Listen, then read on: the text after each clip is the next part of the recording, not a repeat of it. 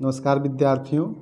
आज हम आप लोगों के लिए 12th क्लास का स्टोरी ऑफ इंग्लिश का second chapter English dawn the ages को लेकर के आए हैं। इसके बारे में हम समझेंगे और ऑब्जेक्टिव क्वेश्चन और जो सब्जेक्टिव क्वेश्चन पूछे जाते हैं उसको ध्यान से यहाँ पर पढ़ेंगे और अपनी परीक्षा की तैयारी करेंगे।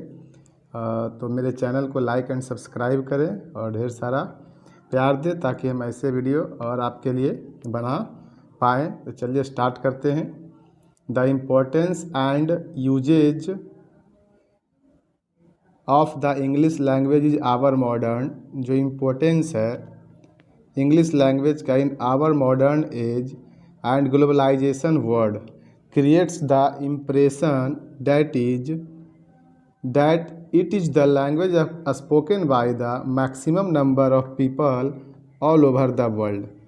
कहता है कि जो इंग्लिश भाषा की महत्वता और जो यूजेज है, प्रयोग इनका है हमारे आधुनिक और जो वैश्वीकरण की दुनिया में, ये लोगों पर इम्प्रेशन क्रिएट करता, उत्पन्न करता है।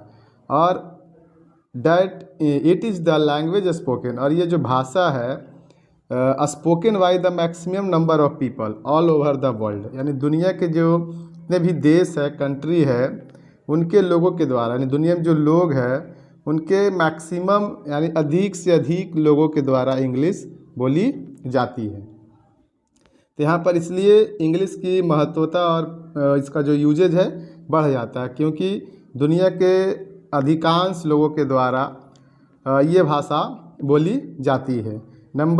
मैक्सिमम नंबर ऑफ पीपल पर लिखा हुआ maximum number of people all over the world, यानी दुनिया की जो लोग हैं, अधिकांश लोग या अधिक से अधिक संख्या में कह सकते हैं, उनके द्वारा भाषा को बोली जाती है। हाउ एवर, तथापि, इट इज़ इंटरेस्टिंग, ये एक रोचक तथ्य है, मज़ेदार जानना मज़ेदार हो जाता है कि जो मंदारिन चाइनीज़ है, Mandarin Chinese spoken by the approximately इकाई दहाई सैकड़ा हज़ार 10,000 लाख 10 लाख करोड़ 10 करोड़, यानी 87 करोड़ 30 लाख जो लोग हैं, लगभग 87 करोड़ 30 लाख लोग मंदारिन चाइनीज़ को बोलते हैं। पीपल होल्ड्स दिस डिस्टिंक्शन, इसको विख्यात किए हुए, मशहूर किए हुए हैं, यानी इस भाषा को जो चाइना के जो मंदारिन लोग हैं वो अपनी भाषा को ही पकड़ के रखे हुए हैं। और लगभग 87 करोड़ 30 लाख लोग हैं जो अपनी भाषा को बोलते हैं इंग्लिश के अलावा। English is spoken by about इकाई दहाई सैकड़ा हज़ार 10,000 लाख 10 लाख करोड़ 10 करोड़, यानी 30 करोड़ 90 लाख लोगों के द्वारा बोली जाती है।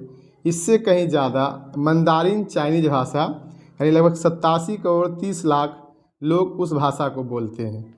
तो यानी जो चाइना के लोग हैं वो अपनी नेटिव लैंग्वेज को ज़्यादा यूज करते हैं, इंग्लिश से भी ज़्यादा। तो सबसे पहले जो दुनिया में जो भाषा जो बोली जाती है, वो जो नेटिव स्पीकर्स है वो कहाँ पाए जाते हैं? तो चाइना में पाए जाते हैं। चाइना के जो लोग हैं वो अपनी भाषा को ज़्यादा यूज करते हैं, इंग्लिश से ज़्यादा।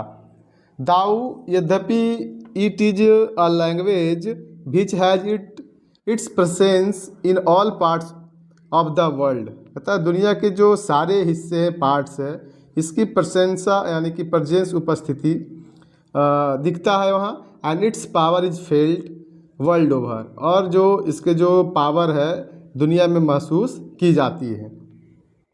Hindi is the third in the term of number of speakers in the world, कहता है जो हिंदी भाषा, हिंदी लैंग्वेज है वो दुनिया में जो स्पीकर है वो तीसरे नंबर पर आता है। यानी पहला जो स्पीकर है वो मंदारिन चाइनीज है, जो सबसे ज़्यादा संख्या में बोली जाने वाली भाषा है लोगों के द्वारा। दूसरे नंबर पर इंग्लिश आता है जो लगभग 30 करोड़ 90 लाख लोगों के द्वारा बोली जाती है। उसके बाद थर्ड हमारी जो भारत देश की भाषा है हिंदी, वो बोली जाती है तीसरे नंबर पर दुनिया के जो नंबर ऑफ स्पीकर्स है, बोलने वाले लोग हैं इस टर्म में।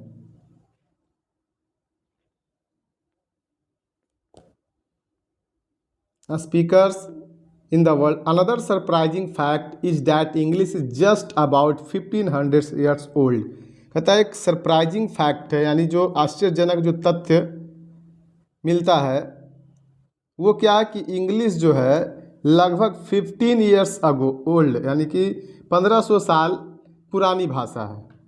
जो इंग्लिश है, English is just about 1500 years old and the language we are familiar with less than 5 centuries old. और कहता है जो हम लोग इस भाषा से परिचित हुए हैं उसका भी ज़्यादा साल हुआ नहीं, 500 साल लगभग हुआ है जिससे हम दुनिया के सभी लोग इस भाषा से परिचित हुए हैं, उससे ज़्यादा नहीं हुआ है। ये भाषा 1500 साल पुरानी है, बट जो पूरी दुनिया के लोग इससे परिचित हुए हैं उसका जो ईयर है लगभग 500 साल हुआ है। यानी 500 साल में ये जो इंग्लिश भाषा है दुनिया के लगभग कंट्री में बोली जाती है।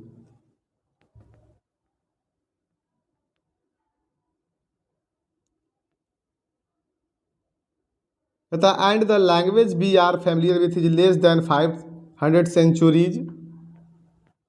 मोर ओवर, अधिक से अधिक, this language has given expression to the world class literature in all generates. कहता है कि जो अधिक से अधिक जो ये भाषा है, हैव गिवन, दिया है, एक्सप्रेशन टू द वर्ल्ड, दुनिया को, एक class literature in all genres, यानी कि जो सभी तरह की शैली है उसमें एक अच्छा सा जो क्लास लिटरेचर होता है साहित्य, उसमें एक एक्सप्रेशन दिए हैं, यानी व्याख्या किए हैं उसका। जैसे जो शेक्सपियर है, वर्डवर्ड्स है, मिल्टन है and many others are still considered the greatest master of their art.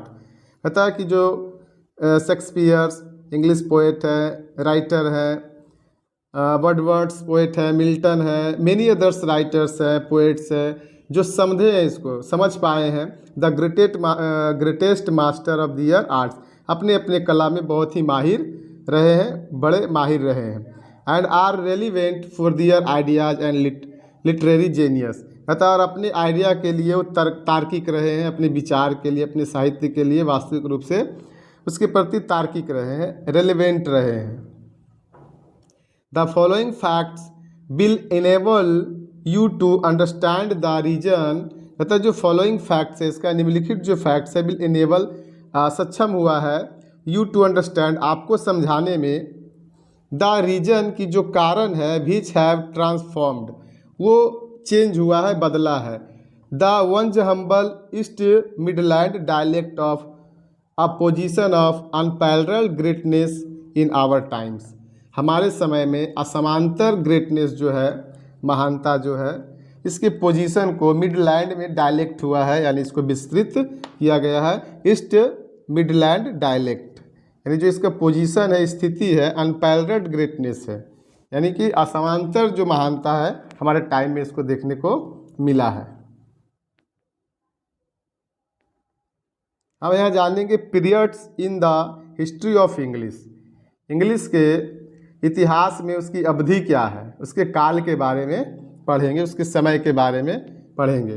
The evolution of the English language, कहता है इंग्लिश लैंग्वेज का जो विकास हुआ from the beginning in the Anglo Saxons time में, जैसा कि हमने फर्स्ट चैप्टर पढ़ाए थे, हाउ बिगैन इंग्लिश में, एंग्लो सैक्सन्स के समय में से ही इंग्लिश की शुरुआत हुई, टू द मॉडर्न एरा, आधुनिक युग तक, has been an unbroken one, जो अभी तक चलते आ रहा है, ख़त्म नहीं हुआ है, टूटा नहीं है।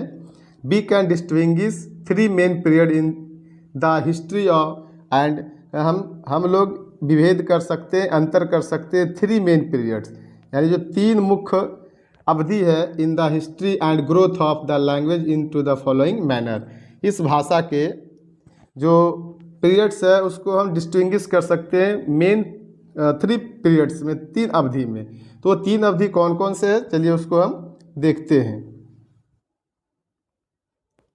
पता है पहला है ओल्ड इंग्लिश, जिसको हम ओई से डिनोट करते हैं। इसकी शुरुआत AD 449 AD 1066 है, यानी जो ओल्ड इंग्लिश है वो 449 से 1066 तक चला। और ये हमारे ऑब्जेक्टिव क्वेश्चन में भी बनता है कि ओल्ड इंग्लिश कब से कब तक चली, तो AD 449 से AD 1066 यानी 449 से 1066 तक।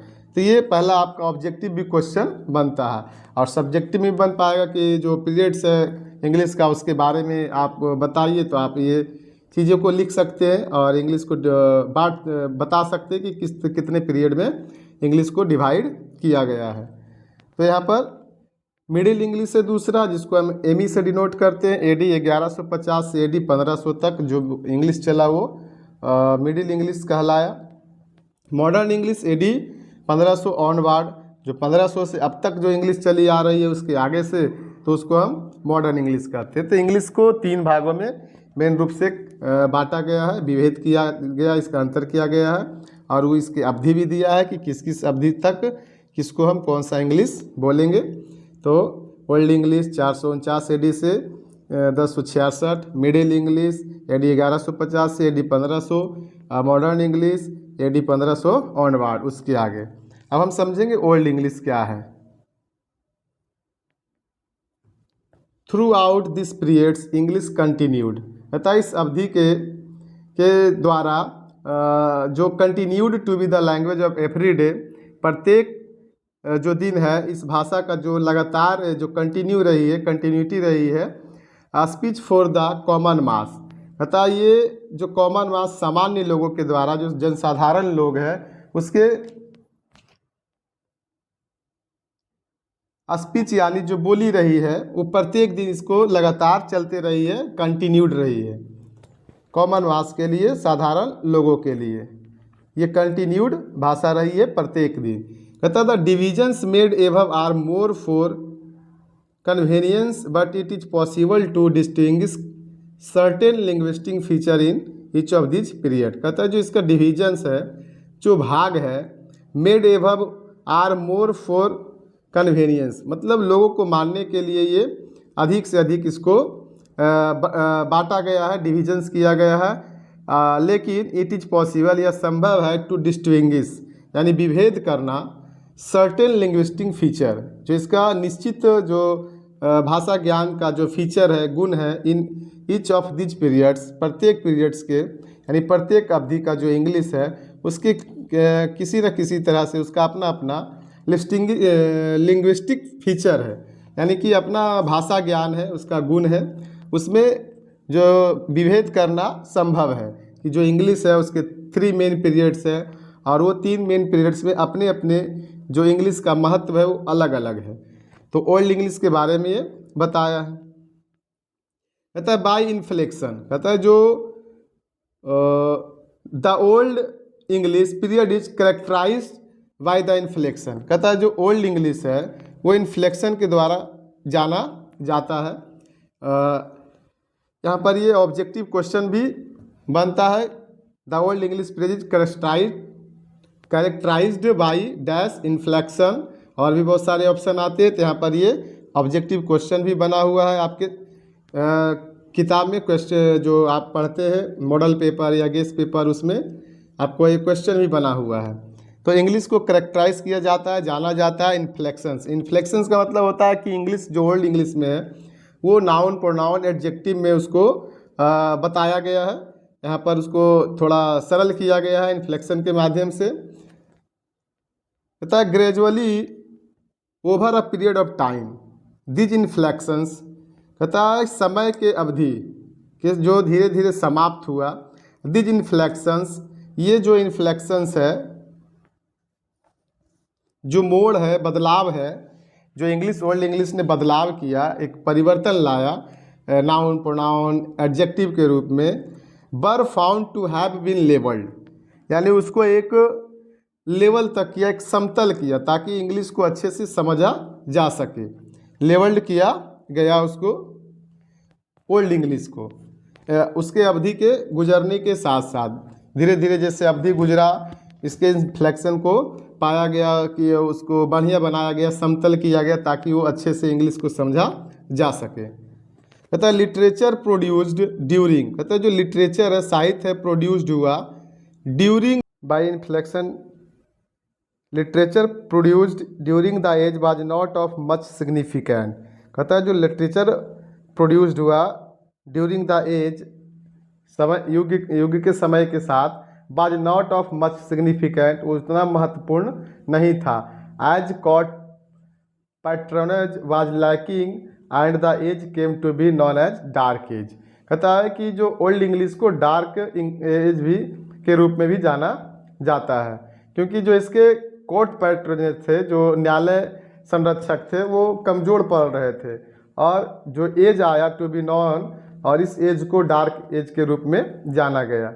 यानी जो ओल्ड इंग्लिश है, यहाँ इन्फ्लेक्शन पर ध्यान दिया गया, लेकिन जो इसका प्रोड्यूसिंग था, लिटरेचर साहित्य प्रोड्यूसिंग था, वो उतना महत्वपूर्ण नहीं रहा, इसीलिए ये इंग्लिश को, इस इंग्लिश को डार्क इंग्लिश भी कहा गया, डार्क एज के रूप में जाना गया। डार्क इंग्लिश नहीं, डार्क एज के रूप में इस इंग्लिश को जाना गया। अब हम पढ़ेंगे middle English.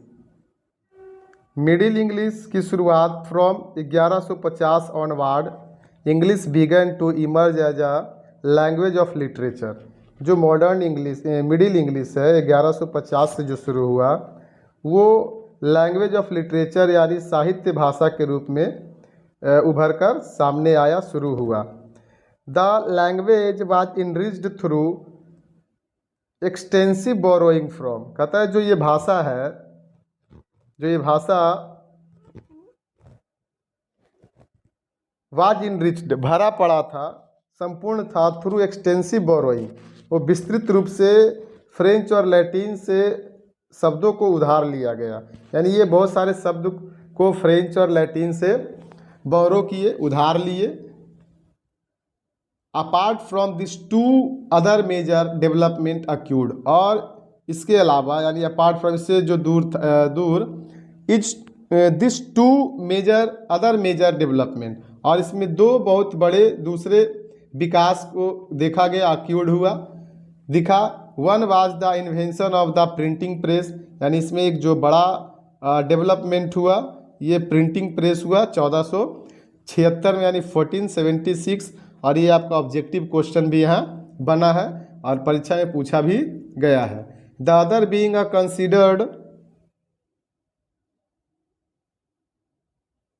Considerable rise in literacy, और कहता है दूसरा जो शुरू हुआ, जिसको हम कंसिडरेबल कर सकते, समझ सकते, समझने योग्य है, कि राइज इन लिटरेसी, वो साक्षरता में बढ़ा है आगे। तो इसके दो मेजर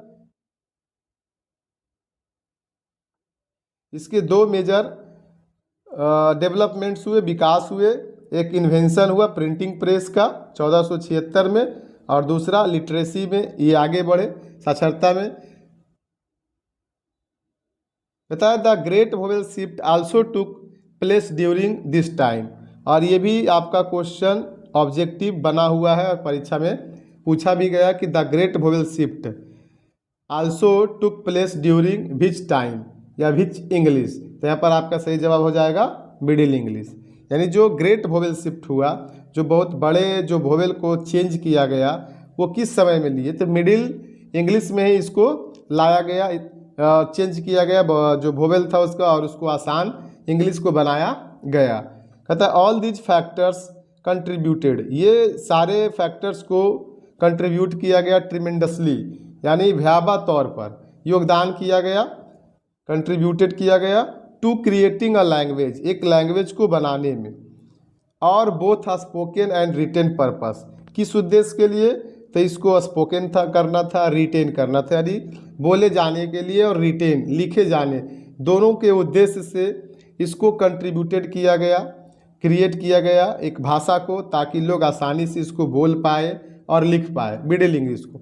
ओल्ड इंग्लिश तो ज़्यादा थोड़ा प्रॉब्लमेटिक था, वो उसमें हम इंग्लिश को अच्छा से रीड नहीं कर सकते थे, स्पोकन नहीं कर सकते थे, लेकिन इसको विभिन्न भाषाओं से, जैसे फ्रेंच और लैटिन से बहुत सारे शब्द को लिया गया और इसमें ऐड किया गया, ताकि हम इंग्लिश, मिडिल इंग्लिश को और बेहतर बना सके और लोग इसको अच्छे से बोल पाए और समझ पाए। इस उद्देश्य से हम इस मिडिल इंग्लिश में काम किया गया।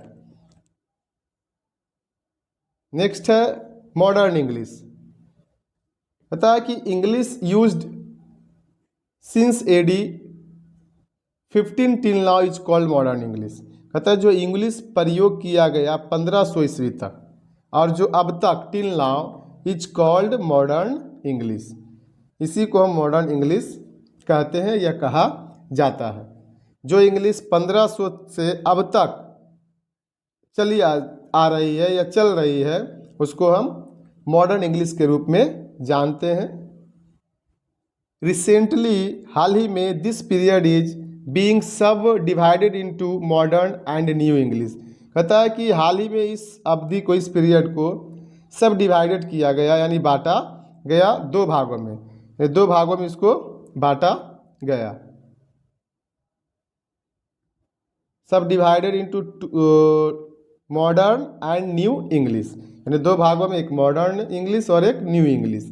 From the beginning of the modern period, जो मॉडर्न पीरियड की शुरुआत है, to the end of the 9th century, यानी 19th सेंचुरी, 19वीं शताब्दी के एंड तक, यानी 19वीं शताब्दी के अंत होते होते, और मॉडर्न इंग्लिश की जो शुरुआत हुआ 1500 ईस्वी से, और 19th सेंचुरी यानी 1900 तक जो इंग्लिश चली, वो इंग्लिश कहलाई modern English. English was basically the language of British Isles. कहता है जो इंग्लिश है मूल रूप से ब्रिटिश द्वीपों का एक भाषा था, यानी इंग्लिश जो जर्मनी के लोग, यानी ट्राइब्स जो आए थे एंग्लो सैक्सन्स, जब वो 5वीं शताब्दी में इस पर आक्रमण किया था इंग्लैंड पर, तो वहाँ वो अपनी भाषा को लाए थे और इसकी मूल भाषा बन गई थी वहाँ पर।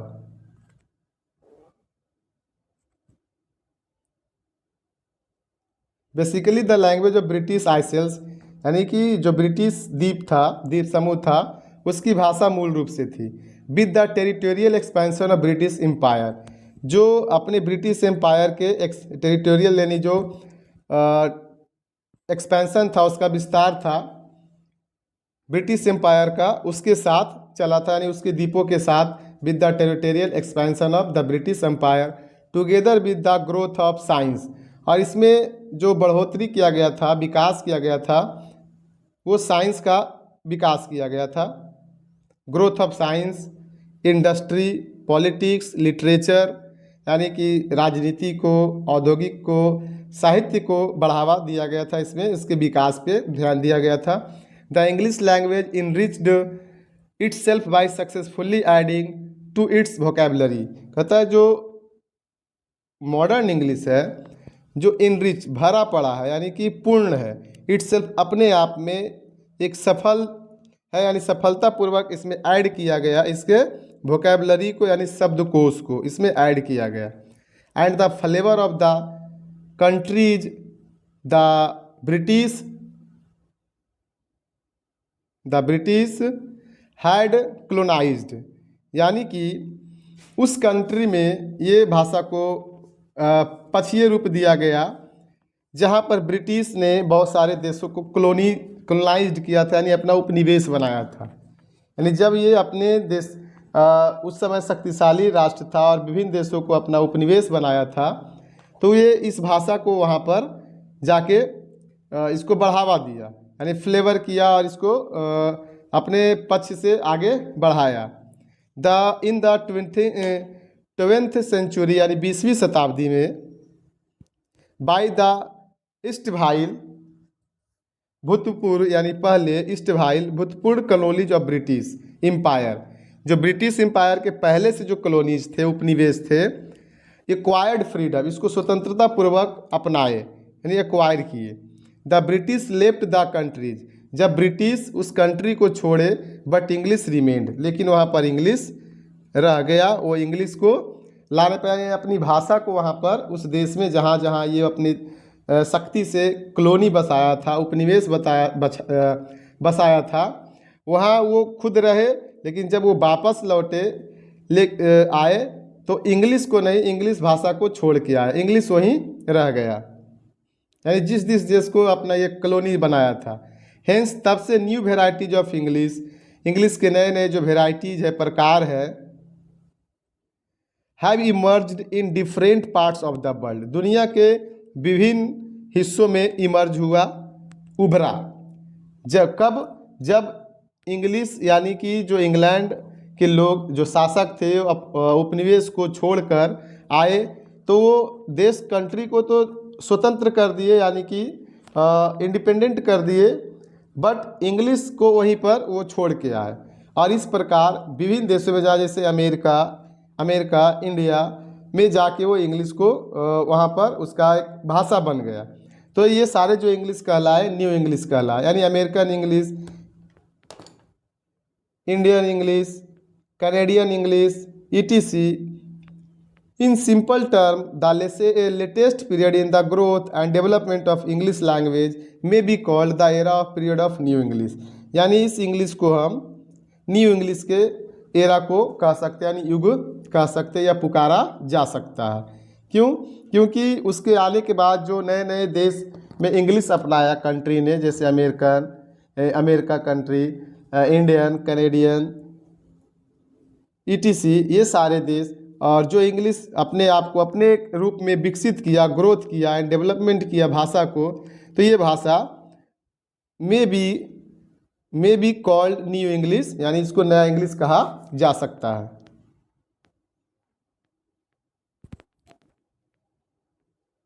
This new technology is enough to indicate how the language manifest itself and moulds to serve the basic purpose of human communication.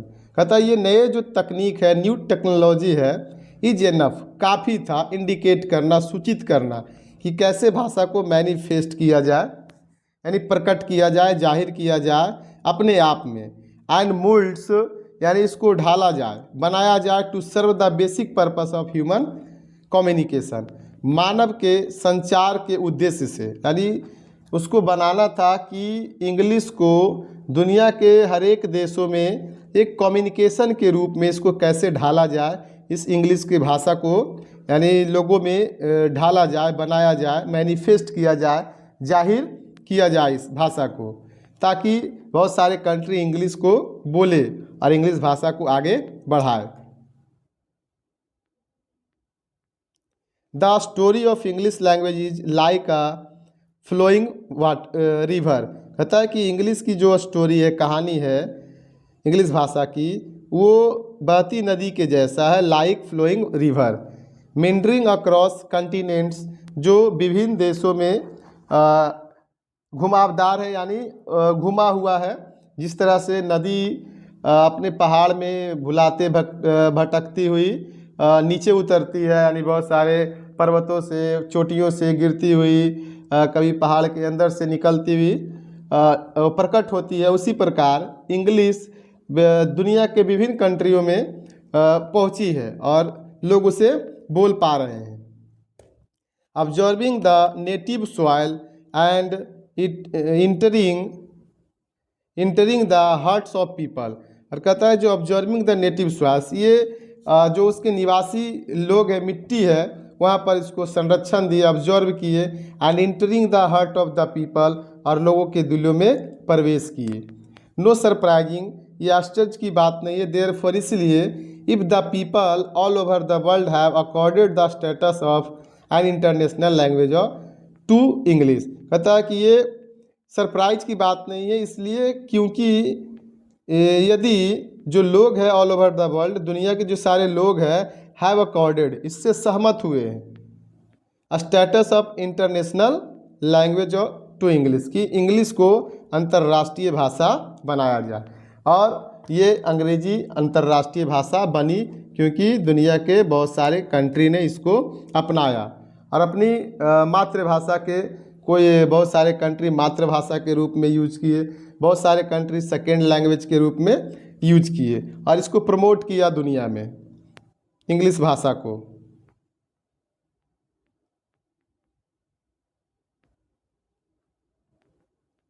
In the era of globalization, वैश्वीकरण की जो दुनिया थी, English has been found suitable, English को अच्छा पाया गया as the language of international communication, यानी कि अंतर्राष्ट्रीय संचार के भाषा के रूप में इंग्लिश को एक बढ़िया लैंग्वेज माना गया, सुटेबल लैंग्वेज माना गया, कि इंग्लिश ही इस ग्लोबलाइजेशन की दुनिया में अपना पैर जमा सकता है, और इससे हम दुनिया के विभिन्न कंट्री से कम्युनिकेट हो सकते हैं, यानी जुड़ सकते हैं और अपने देश के लिए व्यापार बिजनेस कर सकते हैं।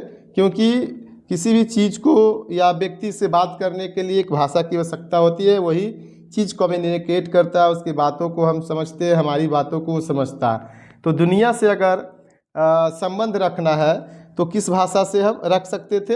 इंग्लिश से। इसीलिए इंग्लिश को वर्ल्ड लैंग्वेज के रूप में, इंटरनेशनल लैंग्वेज के रूप में प्रमोट किया गया, उसको लाया गया। International communication, it has also equipped itself, इसको स्वयं इक्विप्ड किया गया to serve as the language of the present cyber age, इस वर्तमान साइबर एज में भाषा को सर्व किया गया, परोसा गया, इसको सेवा किया गया। In the next few pages we will discuss, कहता है कि अगले कुछ पेजेज में हम लोग डिस्कस करेंगे जो और भी स्टोरी ऑफ इंग्लिश की चैप्टर्स हैं उसके बारे में हम जानेंगे, और इंग्लिश भाषा के कैरेक्टरिस्ट के बारे में, चरित्र और उसके गुणों के बारे में हम चर्चा करेंगे। Which have contributed to its growth and development, जो इसके विकास और वृद्धि का में योगदान दिए हैं, इसके बारे में हम समझेंगे। बहुत सारे जो अगले चैप्टर है उसके बारे में, उसमें हम समझ पाएंगे इसको। बहुत यहाँ पर एक्सरसाइज दिया हुआ है, write true, T for true and F for false statement, और ये जो यहाँ पर चीज़ें ट्रू फॉल्स दिया गया है, ये आपका ऑब्जेक्टिव क्वेश्चन भी बनता है। और यहाँ पर short this very briefly answer यहाँ पर देना है। Which language is spoken by maximum number of people, तो डायरेक्टली आप लोग जानते हैं कि इंग्लिश हो जाएगा। English language is spoken by maximum number of people. Since when is modern English in use, modern English कब से यूज होने लगा? तो AD 1500 ऑनवार्ड, यानी 1500 से आगे जो इंग्लिश चली हो मॉडर्न इंग्लिश के रूप में जाने लगी। Why did the old English period fail to produce literature of much significant, ये क्यों फेल हो गया अपने महत्वपूर्ण लिटरेचर को प्रोड्यूस करने में? और इसलिए ये इस इंग्लिश को डार्क एज भी कहा जाता है। तो यहाँ से ऑब्जेक्टिव क्वेश्चन भी बनता है। तो हमने आपको आज स्टोरी ऑफ इंग्लिश के सेकेंड चैप्टर के बारे में पढ़ाया, इंग्लिश डाउन द एजेस, और यहाँ से आप इंग्लिश के प्रकार को समझ पाएँ कि इंग्लिश कितने प्रकार के होते हैं। Modern English, middle English,